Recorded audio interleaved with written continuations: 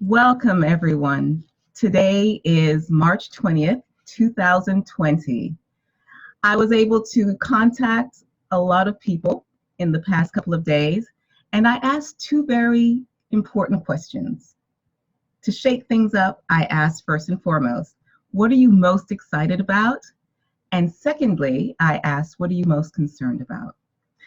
Interestingly enough, I would say the majority of people answered the first question by saying they were excited at the opportunity to be able to spend time with their children and their family and their loved ones.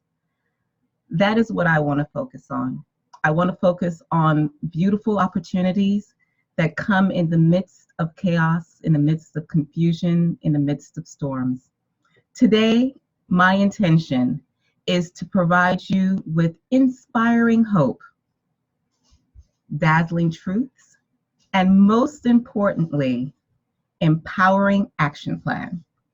I hope you're ready because I am ready to rock and roll. I am super excited to have this opportunity to share this information and this wonderful space with you.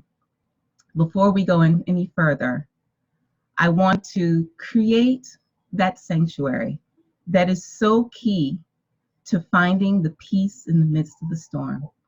I'm asking you to take a moment, if you are in a safe place, to close your eyes and to take a deep cleansing breath in.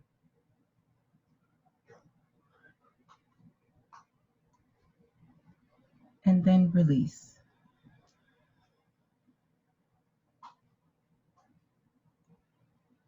Take another deep cleansing breath in.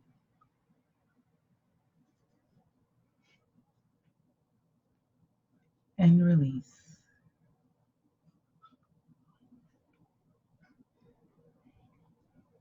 Lord, prepare me to be a sanctuary,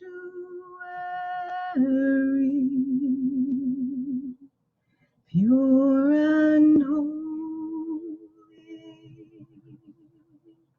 tried and true, with thanksgiving, I'll be a living sanctuary for you. It is my sincere desire that wherever you are, whatever is happening in your environment at this point in time, my desire is for you to find that sanctuary that lies within you, that lies within each and every one of us, that place where you can go to be safe in the midst of chaos. And my desire is that you also become that sanctuary for others in your home, in your family, in your workplace, in your church, in your mosque, in your community. To help you in becoming that sanctuary, as I said to you before, I'm here to first present with you some truths, and then to talk about an action plan. In my role as an integrative wellness practitioner, I have the wonderful honor of being able to integrate the two S's, science and spirit, that in many ways in our culture we find to be quote unquote conflicting, but in reality, they're two sides of the same coin. From the area of science, today we're going to talk about some of our current understandings. And I say current understandings because anyone who has studied science, and I'm sure all of you have from grade school until now, you know that our understanding evolves and changes with time. So we're going to talk about some of those current understandings, and we're going to talk about the unchanging truths that are always the same, yesterday, today, and tomorrow, because those are the truths that we're going to use to anchor onto to give us that peace and that calm and that stability to take us through the storms. Now, one of the first facts that I want to share with you today is to put things into context. And when I say context, I want to have us understand that there is a difference between what we call a correlative relationship versus a causative relationship. Correlation means that things happen together at the same time. That does not necessarily mean that there is a causative relationship, meaning that A causes B. This is important to understand because there's no real scientific data that says to us that the coronavirus is definitely this huge pandemic that we're blowing it up to be.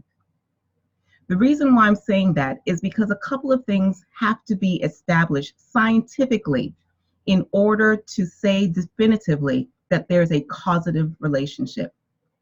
Number one, we have to have established that the coronavirus is present in a significant degree in all of the people that we have deemed unhealthy due to this virus. Secondly, there has to have been a point in time where we have filtered out this virus and we have introduced this virus into a healthy being, whether it be a cellular being that they have in a petri dish, and this test is duplicated in several different times, and it is shown to cause total destruction or decline or death of that cell. And then last but not least, we have to be able to prove that healthy people do not have the coronavirus. Then and only then can we say definitively that this is what is happening. Now, another thing that I want to put into context here is that many people do not realize that to date, in the world, the entire world, there have been approximately 10,000 deaths that have been attributed to the coronavirus. Now, let's put this in context. What many of you may not realize, and some of you may, is that annually, 30 to 50,000 people die of influenza in the United States alone. Also, did you know that 75,000 people annually die from hospital-acquired infections? Now, I bring up these numbers, like I said, to put things in context, because the reality is that viruses have existed since the beginning of time. They predate man, and more than likely, like they say of cockroaches, they'll probably exist long after we have left the planet. They are resilient little creatures, right? And the fact is that we have approximately 100 different classes of viruses that we know of. Many of these viruses inhabit the human body on an ordinary basis, just like we are now becoming more aware and acknowledging and accepting the fact that bacteria actually compose the greater part of what we call our bodies. In fact, bacteria cells outnumber human DNA cells at a ratio of 10 to 1. More than likely, as we proceed through the decades, we're going to have this understanding also that viruses populate our bodies significantly. And depending upon the environment that is created, that will determine whether or not these viruses or bacteria go rogue rather. It is important to consider that recently, we're getting more and more data from countries like Italy. And the information that we're getting is rather interesting. The information that we're getting is telling us that 99% of the people who were infected in Italy had pre-existing conditions. 50% of the people who were infected and died in Italy had 3 or more of those pre-existing conditions. 75% of the people who died in Italy from the coronavirus had high blood pressure. Over 35% of the people who died in Italy thus far had diabetes. And again, we're getting more and more information about the environment in which the viruses thrive. The other thing to take into consideration is that viruses, bacteria, their environment in which they thrive have common factors. These common factors include oxidative stress, inflammation, cellular toxicity, malnourishment, and overconsumption. That is what we see in a tremendous abundance here in the United States, as well as many other countries. They're following suit, unfortunately, in this whole trend. Now, what I want us to focus on is the fact, the undeniable truth that you know from your own experience as a human being, is that you are a healer. You have been coded in your DNA with the power to heal. Now, the catch is your power to heal being supported and accentuated, or is it being thwarted, like I said, with various conditions, including oxidative stress, inflammation, malnourishment, meaning that the majority of us in this nation are deficient when it comes to a variety of key vitamins and minerals that are essential to health and well-being and essential to overall immune system regeneration and empowerment. So what we're going to focus on now, because we've talked about a lot of different quote unquote facts, and as I said, viruses will continue to be in our lives from now to the end of time. As a holistic practitioner and as an integrative wellness practitioner, my goal is not to sit here and focus on the disease. In fact, I tell all of my students that we are admonished against focusing on evil. And I say that evil is the reverse of life, both literally and figuratively. When we focus on the disease and the disease process, that is where our energy and our resources get caught up. And so we're not able to do what we really need to do, which is to heal and to regenerate. Subsequently, I'm not going to give any more energy to that.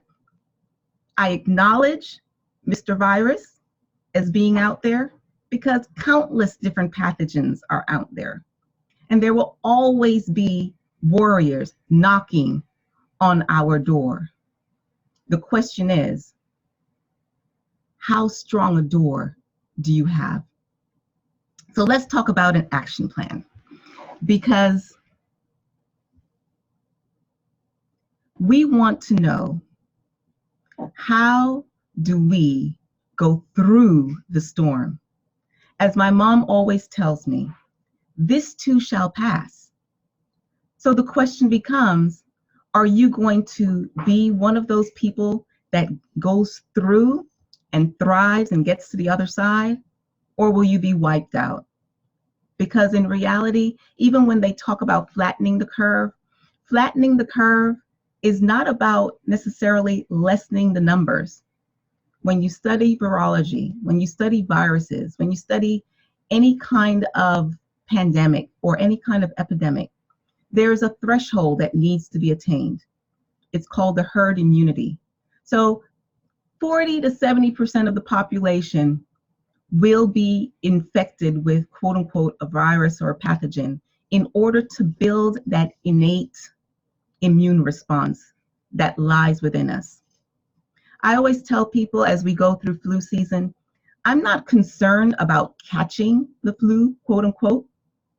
What I'm concerned about is, will I have the resilience to be able to bounce back? Because it's not about whether or not I get sick. It's not about whether or not you get sick. It's about, do you have the resilience to recover? Sickness is not the problem. The problem is whether you have the reserves and the power and the fortitude to get through and to overcome. So as we go through this plan, we're going to start off with acknowledging that you have to have a purpose, you have to have a vision, and you have to have faith, right? You have to believe that you are that healer. You have to believe that you are made in the image of a divine creator that is ever powerful. You have to believe that not only can you heal, but you will heal. So I function on that premises because I don't know if I have the coronavirus lingering within my body. And to me, that's not even the issue. But I do know that I'm taking every precaution and every step that I can take to fortify this temple. And so I go into this plan that I'm going to share with you with a purpose. And my purpose is not quote unquote avoidance. My purpose is empowerment. So that if you are one of the people that is in one of these categories, such as cardiovascular disease, compromised immune system, diabetes, insulin resistance, obesity, any of those categories, hypertension, I want us to have the tools to strengthen our systems, to not only make it through this quote unquote crisis, but to thrive beyond this period of time, which will pass. So now, in this plan, we're going to talk about supporting our immunity holistically, body, mind, heart, and soul. Let's start with the soul, the building of the immunity through the soul. As I said before, there's a need for a strong belief in the creative divine force that says you can and shall heal. You are loved. You have the power within to do this. And the only way to fortify your immunity on a spiritual level is through prayer and meditation. To support you in this endeavor, I am offering you the opportunity to join me on a daily basis during the week, Monday through Friday, in a new group that I've created on Facebook that I've called Sankofa's Healing Sanctuary. In that sanctuary, I will lead you on daily meditations. If you want to learn more about that, be sure to contact me. Now, in terms of the heart, this is very, very key. Many people are caught up in the tension and the toxicity of emotions of fear and anxiety. In fact, everything that you see around us, all the 50 million news reports, fan the flame of fear and anxiety. And those emotions are crippling to the immune system. Not only do they deplete essential vitamins and minerals, such as your B vitamins and your zinc, which are critical to building your immunity, but they also increase the amount of cortisol that is in your body. Now, cortisol is a hormone that tremendously breaks down the mucosal lining in our bodies, what we call the secretory IgA. And that mucosal lining is the key to your immune system. A significant part of that mucosal lining lies within your gut. Over 70% of your immune system lies within your gut. And the rest of that mucosal lining is found within your respiratory system, from your nasal passages down. Now, the cortisol thins out that protective barrier. And that is why it is key that we get hold of these emotions and realize that we do not have to be controlled by emotions. We can choose which emotions we choose to host within our being. We can choose to host anxiety and fear, or we can choose to host the fruit of the Spirit: love, peace, joy, temperance, goodness, kindness, faithfulness, to help you in being able to rekindle the fruit of the Spirit, those affirming emotions that will help you to heal, that will help you to calm down your nervous system, that will help you to regenerate the important mucosal barrier that is critical to immunity. We have provided what's called the Heart Song, Healing Harmonics, and you can find that on Sankofa's website. There's no charge. It is something that has been gifted to me from the Spirit, and I share it with you openly. Whatever it takes, through prayer and meditation, allow yourself to build the third area of immunity, which is mental health and well-being. Do daily affirmations, read scriptural verses, read poems, listen to affirming music, anything that is going to help you to shift your mind from this whirlwind of spiraling downward into despair and possibly apathy. Because it is key for you to start to truly analyze the beliefs that you have about life in general, about yourself, and about who you are within the healing process. Do you believe that you are doomed to some form of illness, whether it be diabetes or hypertension or obesity or depression? Or do you believe that you have within you the power to heal? Last but not least, I'm going to talk about building your physical immunity. Now, what I tell people is that it's really a process of the ABCs. The first step is to assess what are your weak areas, what are your deficiencies, to build those areas, that's the B, and to clear out the obstructions and the toxicity that may be overloading your system. Now, in assessing, you can do that in a variety of ways. There are lots of different tests that you can do, from home tests to lab tests, to determine what your vitamin, mineral deficiencies are, even your deficiencies in terms of critical omega fatty acids. In the interim, what I'm going to do is present you with a generic plan for building immunity that I share with everyone, regardless of where you are, until I get more detailed, customized information through testing. So now, the first thing to building physical immunity is awareness of stress, just like we spoke about a little bit earlier, because many people do not realize the tremendous impact that mental, emotional stressors have on the physical body. As I said, it depletes us of zinc, of B vitamins. It creates what we call oxidative stress. It depletes our glutathione reserves, and glutathione, again, is critical to building that wonderful, lush, healthy mucosal lining that is part of our immune system. It also increases the cortisol levels in our bodies, and it shifts us into what we call sympathetic mode, where we're caught up with the lions and tigers and bears, oh my.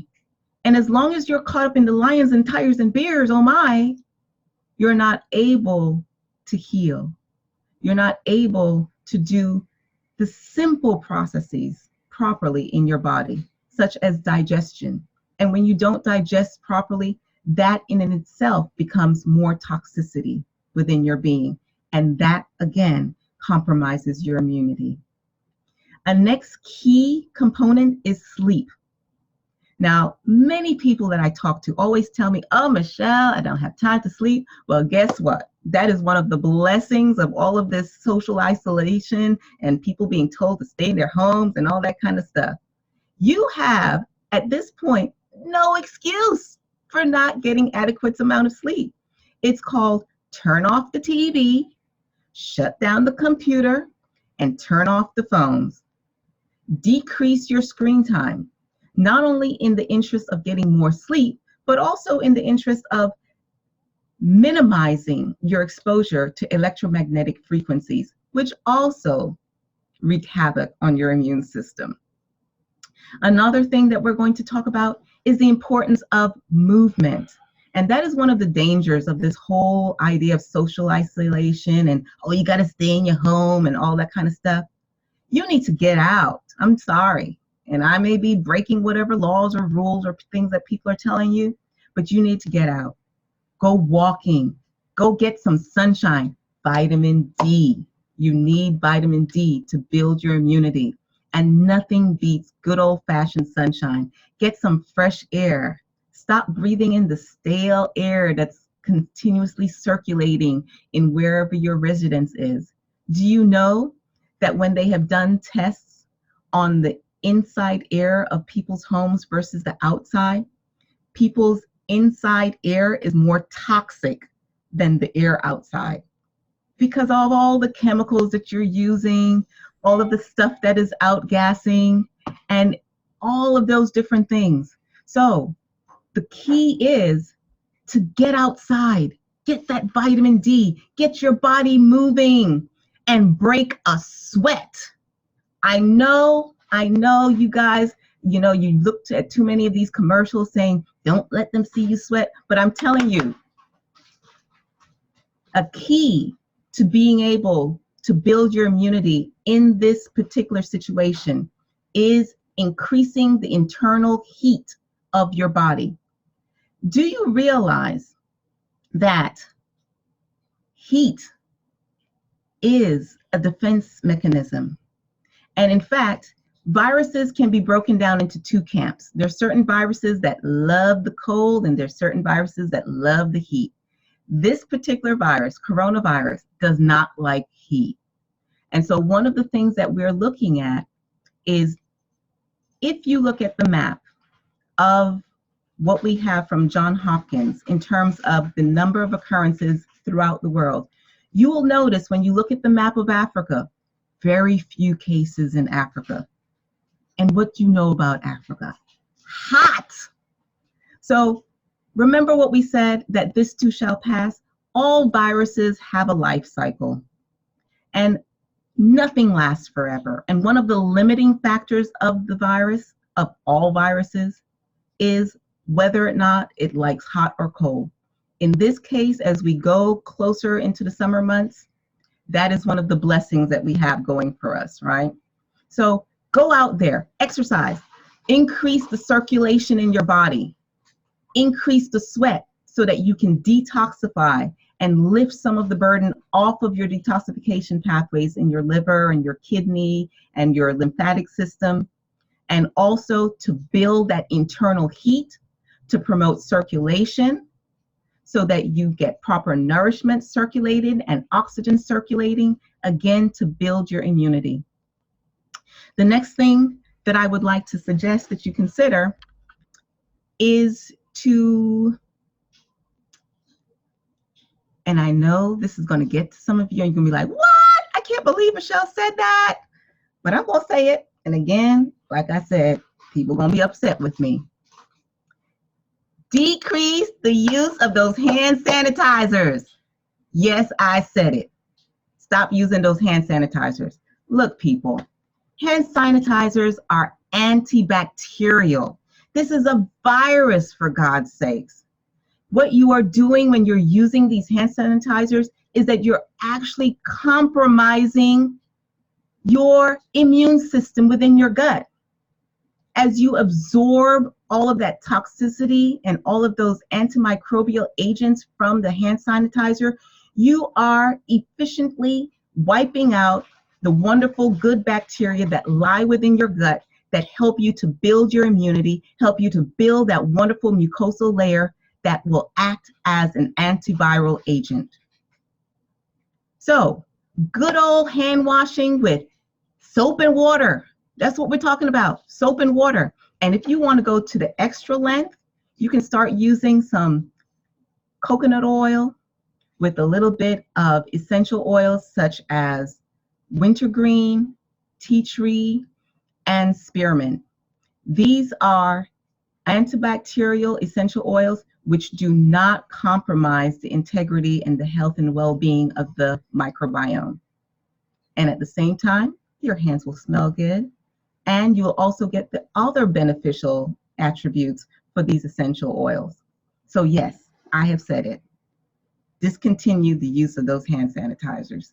Stop trying to fight folks over in Walmart for the last bottle of hand sanitizer, okay? Now, the next thing, and what many of you may be waiting for, is let's talk about food. Now, interestingly enough, you may want to consider fasting. Yes, fasting. Do you realize that fasting helps you to break down diseased tissue within your being? Fasting helps you to accelerate the immune cells within your being. Fasting helps you to reset the hormones within your being, especially for people who have insulin resistance and other blood glucose management issues. This is one of the wonderful ways of being able to reset your hormones. Now, if you are on medication insulin, please be advised that you should not fast unless you are under the supervision of a certified practitioner who knows what he or she is doing, because it is important to monitor your blood glucose levels, which will start to drop when you start to fast. And it's important to fast properly in order to do it in a way that is safe and healthy. Now, the other benefit of fasting is that it gives your digestive system a break, and it allows you to decrease the amount of inflammation which is actually within the body, not only within the digestive tract, but in other areas of the body. Because many of us don't realize that we are in a constant state of inflammation, because inflammation is not necessarily what you can see on a physical level. Inflammation happens on a cellular level. And that is the inflammation that we were talking about that makes you more susceptible to various types of pathogens, whether they be viruses or bacteria. In terms of the best foods to eat, I encourage you to eat the rainbow. Think about all the colors, the bright colors of foods. Now, this is very contrary to the American SAD diet, standard American diet, which is basically your beiges and your browns in terms of food. I'm encouraging you to look at your fruits and your vegetables. These are the foods that have important immune building properties, such as your phytonutrients and your bioflavonoids. Now, these are found in beautiful fruits and vegetables, such as your oranges, your berries, your bell peppers, your wonderful dark leafy green vegetables, even looking at your summer squashes, your pumpkins, your sweet potatoes, where you're getting lots of beta carotene that we're going to talk about as being important later. And these foods not only give you vital nutrients, B vitamins, as well as minerals, and as I said, phytonutrients. These foods give you essential antioxidants that help to, again, reduce the free radical activity in the body, reduce the inflammation in the body, and therefore support your immunity. Think about reducing, if not eliminating, sugars. Yes, I know it is a challenge for many of us, but sugar is one of the key culprits that produces not only elevations in blood glucose, which compromise your immune system directly, but it also creates a situation of various hormonal imbalances, and it depletes your essential nutrients such as your B vitamins and your zinc reserves. So it's important to decrease your sugar as much as possible and to decrease your refined foods like flours, breads, and pastas and things of those nature. Because again, they fluctuate your blood sugar balance, they create imbalances in your hormonal levels, and they compromise the good, healthy bacteria in your gut that will compromise your ability to build a healthy immune system.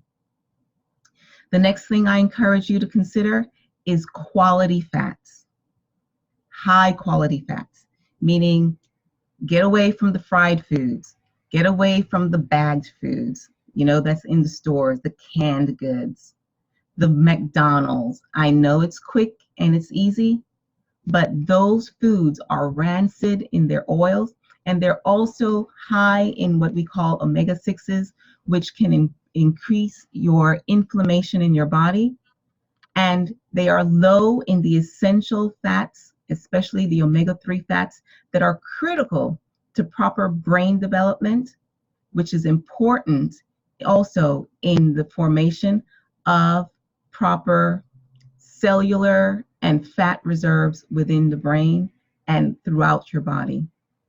Also, consider consuming healthy, lean proteins if you're a meat eater, or quality proteins if you're a non-meat eater, because amino acids that are the building blocks of proteins are critical for regenerating and creating new cells in the body.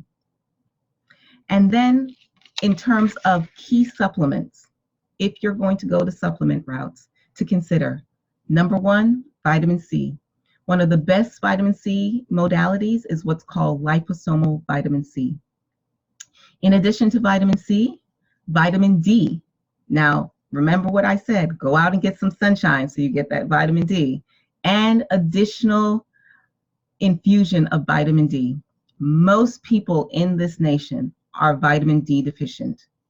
In fact, most people can do with 3,000 to 5,000 IUs of vitamin D daily, some even more than that. I encourage you to get yourself tested to find out what your vitamin D levels are. Optimal vitamin D levels are between 50 and about 80. Most people have tanked their vitamin D level, absolutely. And it is something that is extremely important in terms of building your immunity and decreasing the inflammation in your body. Also critical are vitamin C and vitamin A, especially vitamin A, because remember we talked about the mucosal lining within the respiratory tract as well as within the gut.